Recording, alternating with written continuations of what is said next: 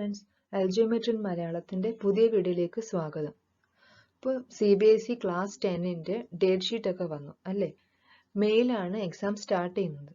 അപ്പോൾ നമുക്ക് ഓരോ ചാപ്റ്ററും റിവൈസ് ചെയ്യാനും പിന്നെ നമുക്കുള്ള ക്വസ്റ്റ്യൻസ് ഒക്കെ പ്രാക്ടീസ് ചെയ്യാനും പിന്നെ സാമ്പിൾ ക്വസ്റ്റ്യൻ പേപ്പേഴ്സ് ഒക്കെ നോക്കാനൊക്കെ ഒരുപാട് സമയം നമുക്കുണ്ട്. അപ്പോൾ CBSE നേരത്തെ തന്നെ സാമ്പിൾ ക്വസ്റ്റ്യൻ പേപ്പേഴ്സ് പബ്ലിഷ് ചെയ്തിട്ടുണ്ടായിരുന്നു. അതായത് ഏതൊക്കെ മോഡൽ ക്വസ്റ്റ്യൻസ് ആണ് വരുന്നത്, ഡിഫിക്കൽട്ടി ലെവൽ എന്തായിരിക്കും, പിന്നെ ഓരോ ചാപ്റ്ററിനും എത്രമാത്രം വെയിറ്റേജ് ആണ് കൊടുക്കുന്നത് എന്നൊക്കെ ഒരു ഊഹം കിട്ടാൻ വേണ്ടിയിട്ടാണ് നേരത്തെ തന്നെ സാമ്പിൾ ക്വസ്റ്റ്യൻ പേപ്പേഴ്സ് അവർ പബ്ലിഷ് ചെയ്യുന്നത്. അപ്പോൾ അതനുസരിച്ചിട്ട് നമുക്ക് നമ്മുടെ എങ്ങനെയാണ് പഠിക്കേണ്ടത് നമുക്കൊന്ന് പ്ലാൻ ചെയ്യാൻ പറ്റും. അപ്പോൾ നമുക്ക് അങ്ങനെയുള്ള സാമ്പിൾ ക്വസ്റ്റ്യൻ പേപ്പേഴ്സ്, മാത്സിന്റെ സാമ്പിൾ ക്വസ്റ്റ്യൻ പേപ്പേഴ്സ് ആണ് ഞാൻ ഇന്ന് നിങ്ങളുമായിട്ട് ഡിസ്കസ് ചെയ്യാൻ പോകുന്നത്. അപ്പോൾ നമ്മൾ ആദ്യം ചെയ്യാൻ പോകുന്നത് മാത്തമാറ്റിക്സ് സ്റ്റാൻഡേർഡ് ക്വസ്റ്റ്യൻ പേപ്പർ ആണ്. അതായത് നമുക്കറിയാം 2 ടൈപ്പ് ക്വസ്റ്റ്യൻ ആണ് ഇപ്പോൾ ഡിസൈൻ ചെയ്യുന്നത്. അതായത് മാത്തമാറ്റിക്സ് ബേസിക്കും മാത്തമാറ്റിക്സ് സ്റ്റാൻഡേർഡും. അതായത് ഇച്ചിരി ഡിഫിക്കൽട്ടി ലെവൽ കുറവായിരിക്കും മാത്തമാറ്റിക്സ് ബേസിക്കിൽ. പിന്നെ രണ്ടിൻ്റെയും മോഡൽ സെയിം ആയിരിക്കും. അതായത് വരുന്ന ടൈപ്പ് ക്വസ്റ്റ്യൻസും ഒക്കെ സെയിം ആയിരിക്കും. പക്ഷേ വ്യത്യാസം വരുന്നത് വെയിറ്റേജിലാണ്. അതായത് ഓരോ ചാപ്റ്ററിനും കൊടുക്കുന്ന വെയിറ്റേജിലായിരിക്കും വ്യത്യാസം. ഇപ്പം ഉദാഹരണം പറയുകയാണെങ്കിൽ ചിലപ്പോൾ സ്റ്റാൻഡേർഡിൽ ക്വാഡ്രാറ്റിക് ഇക്വേഷൻ എന്ന ചാപ്റ്ററിന് കൂടുതൽ മാർക്സ് ഉണ്ടാകും, പക്ഷെ ബേസിക്കിൽ അത്രയും മാർക്സ് ഉണ്ടാവില്ല. അല്ലെങ്കിൽ AP നോക്കുകയാണെങ്കിൽ സ്റ്റാൻഡേർഡിൽ കുറവായിരിക്കും ഇമ്പോർട്ടൻസ് കൊടുത്തിരിക്കുന്നത്, പക്ഷെ ബേസിക്കിൽ APക്ക് കൊടുത്തിരിക്കുന്ന വെയിറ്റേജ് കൂടുതലായിരിക്കും. അതുപോലെ ജോമെട്രിയിലായാലും മെൻസ്ട്രേഷനിലൊക്കെ ആയാലും ആ ഒരു വ്യത്യാസം നമുക്ക് കാണാൻ പറ്റും. പിന്നെ ഡിഫിക്കൽട്ടി ലെവലായാലും ഞാൻ നേരത്തെ പറഞ്ഞതുപോലെ ബേസിക്കിൽ ഇച്ചിരി കുറവായിരിക്കും, ഡിഫിക്കൽട്ടി ലെവൽ കുറവായിരിക്കും ബേസിക്കിൽ. അപ്പോൾ നമ്മൾ ആദ്യം മാത്തമാറ്റിക്സ് സ്റ്റാൻഡേർഡ് ആണ് ഡിസ്കസ് ചെയ്യാൻ പോകുന്നത്. 2 ക്വസ്റ്റ്യൻ പേപ്പർ, അതായത് മാത്തമാറ്റിക്സ് സ്റ്റാൻഡേർഡ് ആയാലും മാത്തമാറ്റിക്സ് ബേസിക്കിലായാലും നേരത്തെ പോലെ തന്നെ 80 മാർക്സിനാണ് ഡിസൈൻ ചെയ്തിട്ടുള്ളത്. ഇനി ഈ 80 മാർക്സും 2 പാർട്ടായിട്ട് അവർ ഡിവൈഡ് ചെയ്തിട്ടുണ്ട്. അതായത് പാർട്ട് എയും പാർട്ട് ബിയും. ഇനി പാർട്ട് എയ്ക്കകത്ത് തന്നെ അപ്പോൾ ശ്രദ്ധിക്കുക, 80 മാർക്സ് ക്വസ്റ്റ്യൻ ആണ്. അത് പാർട്ട് എയും പാർട്ട് ബി ആയിട്ടും ഡിവൈഡ് ചെയ്തിട്ടുണ്ട്. ഈ പാർട്ട് എയിൽ തന്നെ 2 സെക്ഷൻ ഉണ്ടാവും, സെക്ഷൻ 1ഉം സെക്ഷൻ 2ഉം.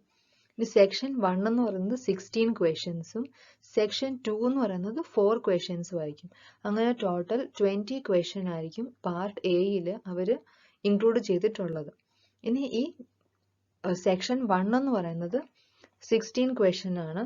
അതിന് 1 മാർക്ക് എന്നത്തെ ഞാൻ പറഞ്ഞു. അതിൽ തന്നെ 5 ക്വസ്റ്റ്യൻസിന് ഇന്റേണൽ ചോയ്സ് ഉണ്ടാകും. അതായത് നിങ്ങൾക്ക് ഏതെങ്കിലും ഒരു ക്വസ്റ്റ്യന് മാത്രം ആൻസർ ചെയ്താൽ മതി. ഇനി 4 ക്വസ്റ്റ്യൻസ് എന്ന് പറയുന്നത് കേസ് സ്റ്റഡി ആണ്. അപ്പോൾ അതിലാണെങ്കിലും ഓരോ ക്വസ്റ്റ്യനിലും 5 ക്വസ്റ്റ്യൻസ് ചോദിച്ചിട്ടുണ്ടെങ്കിലും അതിൽ നിങ്ങൾക്ക് ഏതെങ്കിലും 4 എണ്ണത്തിന് മാത്രം ആൻസർ കൊടുത്തിട്ടുണ്ടാകും. ഇതാണ് പാർട്ട് എയിലെ കാര്യം എന്ന് പറയുന്നത്. അപ്പോൾ പാർട്ട് എയിൽ 16 + 4 20 ക്വസ്റ്റ്യൻസ് ഉണ്ടാകും. പാർട്ട് ബിയിൽ ബാക്കിയുള്ള 16 ക്വസ്റ്റ്യൻസ്, അതായത് 20 + 16 മൊത്തം 36 ക്വസ്റ്റ്യൻസ് ആണ് ഓരോ ക്വസ്റ്റ്യൻ പേപ്പറിലും അവർ ഡിസൈൻ ചെയ്തിട്ടുള്ളത്. അതായത് മാത്തമാറ്റിക്സ് സ്റ്റാൻഡേർഡിലായാലും മാത്തമാറ്റിക്സ് ബേസിക്കിലായാലും. അപ്പം നമുക്ക് പാർട്ട് എയിലെ ആ 16 ക്വസ്റ്റ്യൻസിന് ഏതൊക്കെയാണെന്ന് നമുക്കൊന്ന് നോക്കാം. ഇതാണ് പാർട്ട് എയിലെ സെക്ഷൻ 1ലുള്ള 16 ക്വസ്റ്റ്യൻസ്. അപ്പം ഇതിൽ 5 ക്വസ്റ്റ്യൻസിന് ഇന്റേണൽ ചോയ്സ് ഉണ്ടെന്ന് നേരത്തെ പറഞ്ഞിരുന്നു. അപ്പോൾ നമ്മൾ നോക്കുകയാണെങ്കിൽ ചിലപ്പോൾ നിങ്ങൾക്ക് തന്നിരിക്കുന്ന 2 ക്വസ്റ്റ്യൻസും അറിയാവുന്നതായിരിക്കും. എങ്ങനെ സോൾവ് ചെയ്യാം നിങ്ങൾക്ക് അറിയാവുന്നതായിരിക്കും ചിലപ്പോൾ 2 ക്വസ്റ്റ്യൻസും.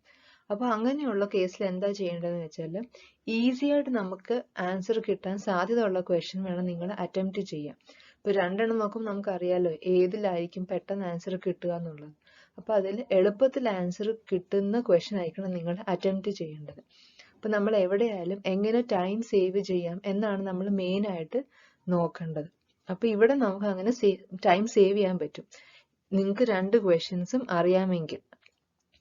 അപ്പോൾ ഇതാണ് 16 ക്വസ്റ്റ്യൻസ്, അതായത് സെക്ഷൻ 1 ആണ് ഇപ്പോൾ ഞാൻ നിങ്ങളെ കാണിച്ചിട്ടുള്ളത്. ഇനി ശ്രദ്ധിക്കേണ്ട ഒരു കാര്യം എന്ന് വെച്ചാൽ നേരത്തെ ഒക്കെ പാർട്ട് എ അല്ലെങ്കിൽ സെക്ഷൻ എ എന്ന് പറയുന്നത് മൾട്ടിപ്പിൾ ചോയ്സ് ക്വസ്റ്റ്യൻസ് ആയിരുന്നു. പക്ഷെ ഇപ്പോൾ ആ മൾട്ടിപ്പിൾ ചോയ്സ് ക്വസ്റ്റ്യൻസ് ഒഴിവാക്കിയിട്ടുണ്ട്. നമ്മൾ സോൾവ് ചെയ്യുന്ന ടൈപ്പിലെ ക്വസ്റ്റ്യൻസ് ആണ് സെക്ഷൻ 1ൽ ഇൻക്ലൂഡ് ചെയ്തിട്ടുള്ളത്. ഇനി സെക്ഷൻ 2 എന്ന് പറയുന്നത് കേസ് സ്റ്റഡി ബേസ്ഡ് ക്വസ്റ്റ്യൻസ് ആണ്. ഇത് ആദ്യമായിട്ടാണ് ഇങ്ങനെ ഒരു ക്വസ്റ്റ്യൻ സെക്ഷൻ ഇവർ ഇൻട്രൊഡ്യൂസ് ചെയ്യുന്നത്.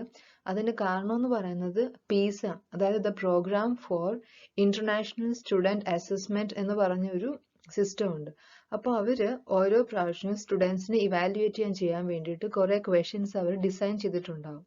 അപ്പോൾ ആ PISA ക്വസ്റ്റ്യൻസിനെ നമ്മുടെ ഇന്ത്യൻ സ്റ്റുഡൻസിന് സ്യൂട്ട് ആവുന്ന രീതിയിൽ OECD, അതായത് organisation for economic corporation and development എന്ന ഓർഗനൈസേഷൻ ഇന്ത്യൻ സ്റ്റുഡൻസിന് സ്യൂട്ട് ആവുന്ന രീതിയിൽ ആ ക്വസ്റ്റ്യനെ ഒന്ന് മോഡിഫൈ ചെയ്തിട്ടാണ് ഈ കേസ് സ്റ്റഡി ബേസ്ഡ് ക്വസ്റ്റ്യൻസ് എല്ലാം പ്രിപ്പയർ ചെയ്തിട്ടുള്ളത്.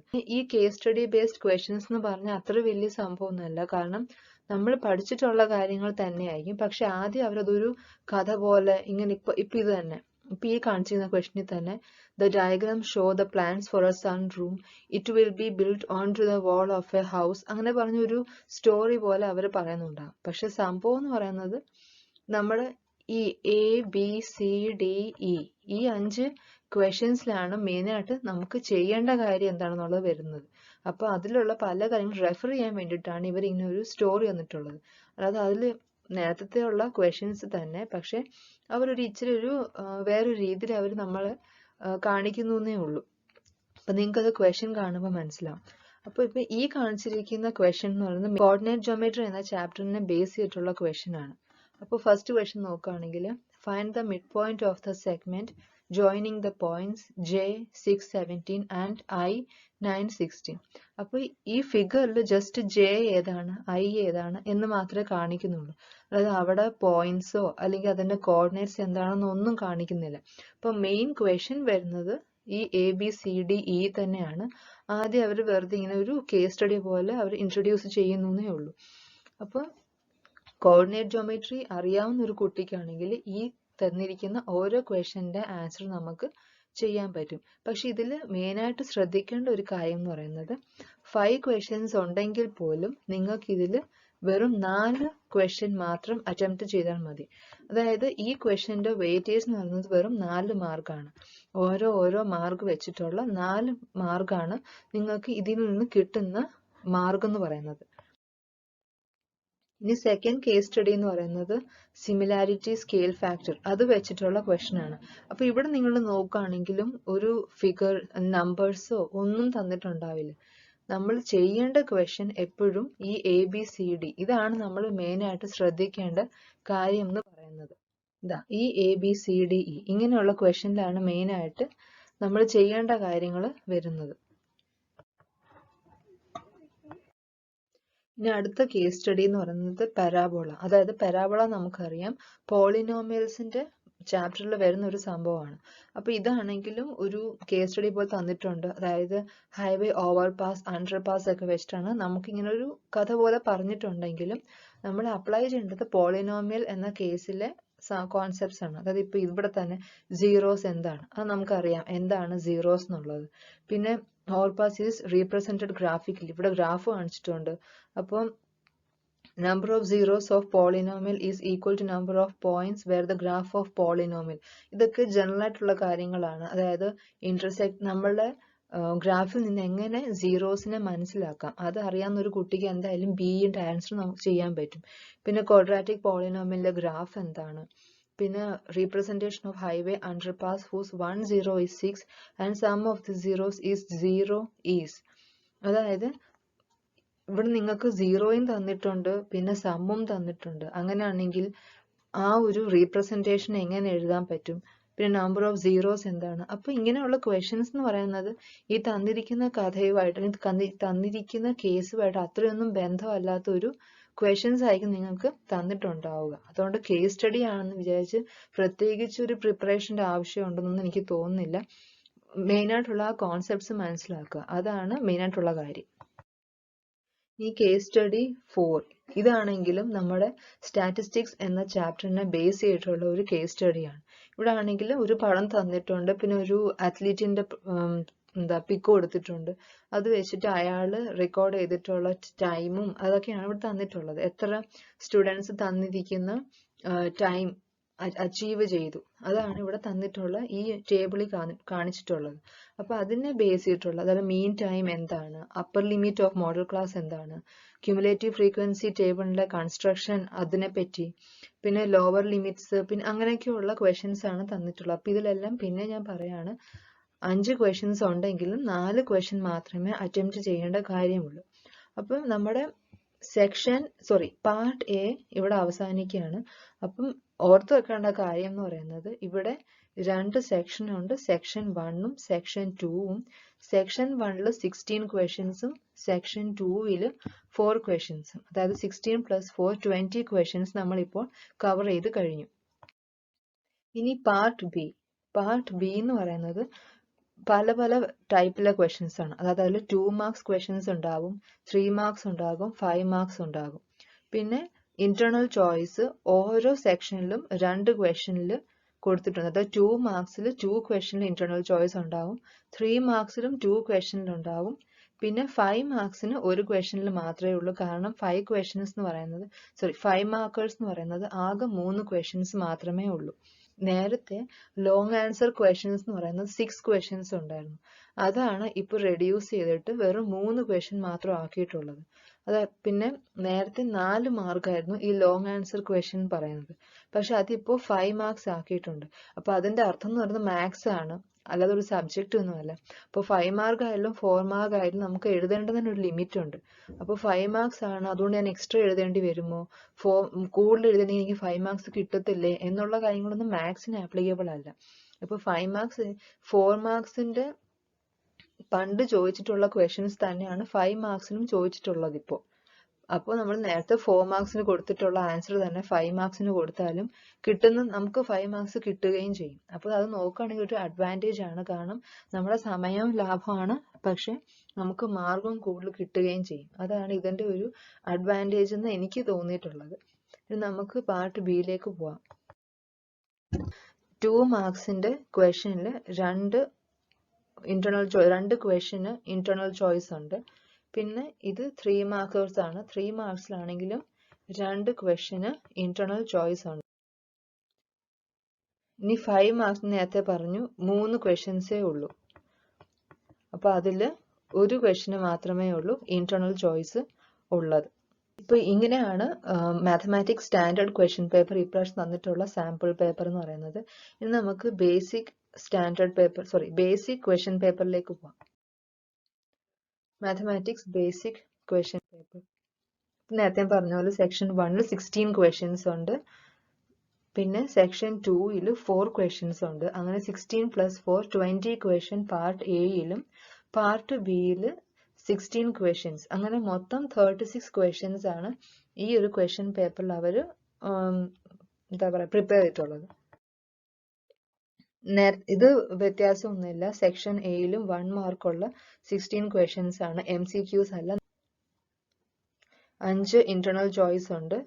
1 2 3 4 5. പിന്നെ സെക്ഷൻ 2ലെ കേസ് സ്റ്റഡി, ഇവിടെ ആണെങ്കിൽ റെഡ് ഫോർട്ട് കാണിച്ചിട്ടുള്ള കുറച്ച് ക്വസ്റ്റ്യൻസ് ആണ്. ഇത് മെൻസ്ട്രേഷൻ യൂസ് ചെയ്തിട്ടുള്ള ക്വസ്റ്റ്യൻ ആണ് അവർ ഇതിനകത്ത് ഇൻക്ലൂഡ് ചെയ്തിട്ടുള്ളത്. അപ്പൊ ഇവിടെ ആണെങ്കിലും റെഡ് ഫോർട്ടിൽ ഡോംസ് ഉണ്ട്, പിന്നെ സിലിണ്ട്രിക്കൽ പില്ലേഴ്സ് ഉണ്ട് എന്നൊക്കെ പറയുന്നുണ്ടെങ്കിൽ പോലും മെയിനായിട്ട് സോൾവ് ചെയ്യേണ്ട കാര്യങ്ങൾ ഈ ക്വസ്റ്റ്യനിലാണ് വരുന്നത്. അതായത് എത്ര ക്ലോത്ത് മെറ്റീരിയൽ വേണ്ടി വരും കവർ ചെയ്യണമെങ്കിൽ. നമുക്കറിയാം ഈ ടൈപ്പിലെ ക്വസ്റ്റ്യൻസ് നമ്മൾ ടെക്സ്റ്റ് ബുക്കിൽ ഒരുപാട്, അല്ലെങ്കിൽ നമ്മുടെ NCERT മെറ്റീരിയൽസിലെല്ലാം നമ്മൾ ഒരുപാട് സോൾവ് ചെയ്തിട്ടുള്ളതാണ്. അപ്പൊ അതൊക്കെ അറിയുന്ന ഒരു കുട്ടിക്ക് എന്തായാലും ഈസി ആയിട്ട് ചെയ്യാൻ പറ്റുന്നതേ ഉള്ളൂ. സെക്കൻഡ് ക്വസ്റ്റ്യൻ എന്ന് പറയുന്നത് കോർഡിനേറ്റ് ജോമെട്രിയിലെ ക്വസ്റ്റ്യൻ ആണ്. ഇതാണെങ്കിലും കോർഡിനേറ്റ്സ് എന്താണ് എല്ലാത്തിന്റെയും അങ്ങനെയുള്ള ക്വസ്റ്റ്യൻ ആണ്. ഇതൊക്കെ ഈസി ആയിട്ടുള്ള ക്വസ്റ്റ്യൻ ആണ്. പിന്നെ നെക്സ്റ്റ് കേസ് സ്റ്റഡി എന്ന് പറയുന്നത് സിമിലാരിറ്റി ബേസ് ചെയ്തിട്ടുള്ള ക്വസ്റ്റ്യൻ ആണ്. അത് ട്രയാങ്കിൾസ് എന്ന ചാപ്റ്ററിലെ ബേസ് ചെയ്തിട്ടുള്ള ക്വസ്റ്റ്യൻസ് ആണ് അവർ ഇതിനകത്ത് ഇൻക്ലൂഡ് ചെയ്തിട്ടുള്ളത്. പിന്നെ ഈ ലാസ്റ്റ് കേസ് സ്റ്റഡി എന്ന് പറയുന്നത് പോളിനോമിയൽ, അതുമായിട്ടുള്ള റിലേറ്റഡ് ക്വസ്റ്റ്യൻസ് ആണ് അവർ ഈ കേസ് സ്റ്റഡിക്കകത്ത് ഇൻക്ലൂഡ് ചെയ്തിട്ടുള്ളത്. ഇനി പാർട്ട് ബി എന്ന് പറയുന്നത് 2 മാർക്കേഴ്സ് 3 മാർക്കേഴ്സ് 5 മാർക്കേഴ്സ് നേരത്തെ പറഞ്ഞതുപോലെ തന്നെയുള്ള ഒരു വ്യത്യാസമില്ല ഇതിലാണെങ്കിലും. അപ്പൊ പാർട്ട് ബിയിൽ 2 മാർക്സിലാണെങ്കിലും 2 ക്വസ്റ്റ്യനിൽ ഓർ ചോയ്സ് ഉണ്ട്, 3 മാർക്സിലും ഉണ്ട് 2 ക്വസ്റ്റ്യനിൽ. 3 മാർക്കിൽ 2 ക്വസ്റ്റ്യനിൽ ഓർ ചോയ്സ്, അത് ഇന്റേണൽ ചോയ്സ് ഉണ്ട്. 5 മാർക്കേഴ്സിൽ ഒരു ക്വസ്റ്റ്യനിൽ മാത്രമേ ഉള്ളൂ ഇന്റേണൽ ചോയ്സ് ഉള്ളത്.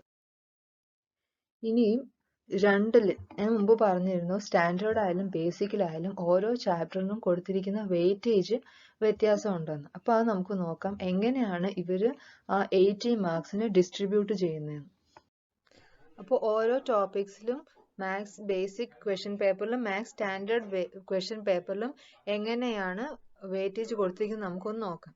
അപ്പോൾ ഫസ്റ്റ് യൂണിറ്റ്, അതായത് നമ്പർ സിസ്റ്റത്തിൽ കൊടുത്തിരിക്കുന്ന വെയിറ്റേജ് ബേസിക്കിലും സ്റ്റാൻഡേർഡിലും 6 തന്നെയാണ്, ഒരുപോലെ തന്നെയാണ്.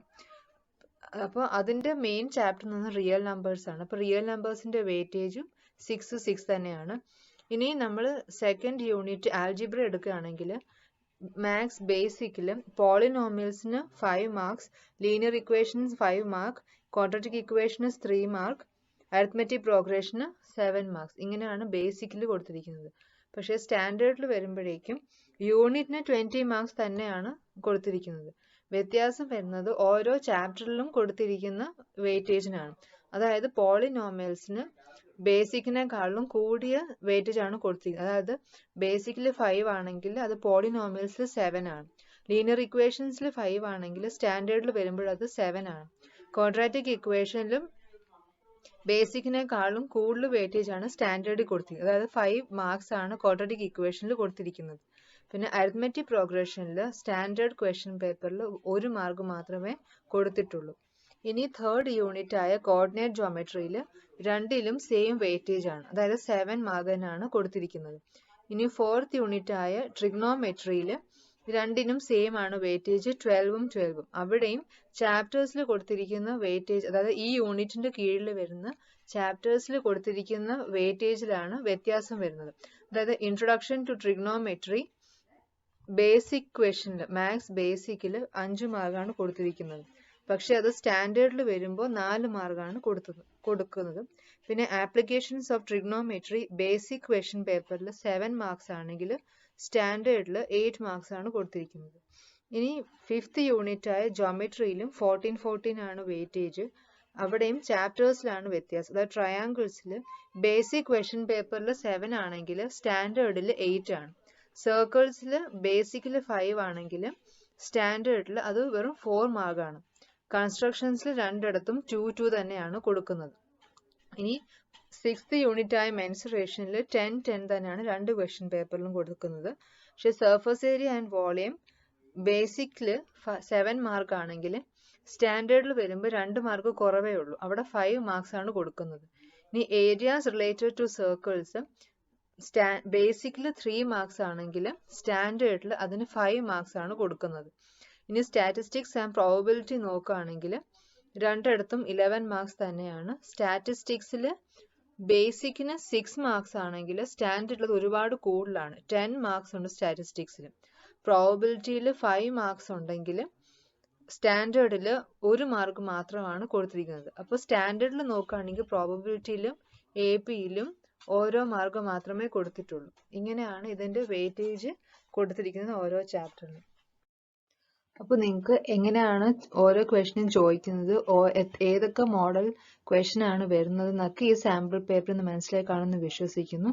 അപ്പോൾ എങ്ങനെയാണ് പ്രിപ്പയർ ചെയ്യേണ്ടതെന്നും ഏതൊക്കെ ചാപ്റ്റേഴ്സിനാണ് പ്രയോറിറ്റി കൊടുക്കേണ്ടതെന്നൊക്കെ ഇത് നിങ്ങൾക്ക് മനസ്സിലായി കാണും. അപ്പോൾ അതനുസരിച്ച് പ്ലാൻ ചെയ്യുക, പ്രിപ്പയർ ചെയ്യുക, കോൺഫിഡൻ്റ് ആയിട്ട് എക്സാമിന് അറ്റംപ്റ്റ് ചെയ്യുക. Okay, thank you. ഈ വീഡിയോ നിങ്ങൾക്ക് ഇഷ്ടമായെങ്കിൽ ചാനൽ സബ്സ്ക്രൈബ് ചെയ്യുക, ലൈക്ക് ചെയ്യുക, ഷെയർ ചെയ്യുക.